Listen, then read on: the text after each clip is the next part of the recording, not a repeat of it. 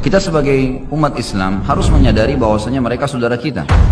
Nah, kita harus tentu menolongnya dengan doa, dengan harta, dan juga dengan jiwa kita. Dan juga kenapa kita harus membantu mereka? Pertama, karena Islam, mereka Muslim. Tidak mungkin orang Islam membiarkan saudaranya tersakiti. Nabi SAW mengatakan orang Muslim seperti satu jasad. Kalau satu luka, sedikit luka maka akan membuat seluruh tubuh itu demam. Wajar kita memikirkan saudara kita di sana, dan kita tidak bisa menerima penjajahan itu. Alasan yang kedua, karena memang asli penduduk Palestina yang sedang dijajah sekarang, mereka orang asli penduduk suku Finiki dan suku Kan'an.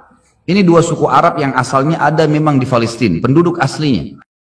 Jadi selain mereka Muslim mempertahankan karena agama mereka dicoreng, maka mereka juga penduduk asli.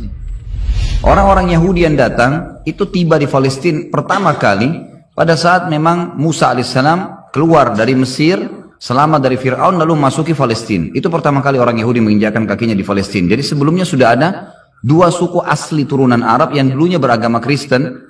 Pada saat suku Romawi atau kebangsaan Romawi berkuasa, setelah datang Umar bin Khattab di tahun 14 Hijriah yang menguasai Palestina, maka pada saat itulah umat Islam menguasai wilayah itu, dan seluruh masyarakatnya masuk Islam kecuali sebagian kecil yang tetap beragama Nasrani.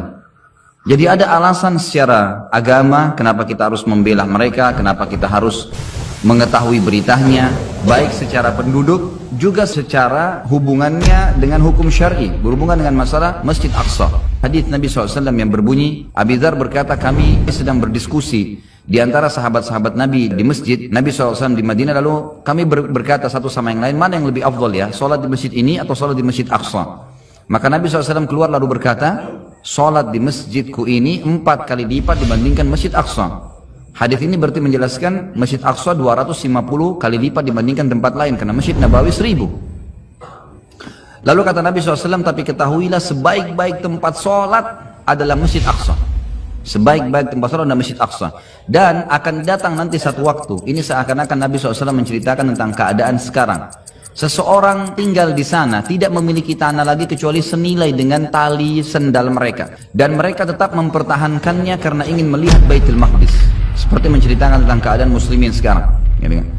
Lalu kata Nabi SAW, ketahuilah tanah sekecil itu pun di sekitar Baitul Maqdis, sekitar Masjid Aqsa, senilai itu pun tanah kita milikin di sana karena ingin melihat Baitul Maqdis, kata Nabi SAW, lebih baik daripada dunia dan seluruh isinya.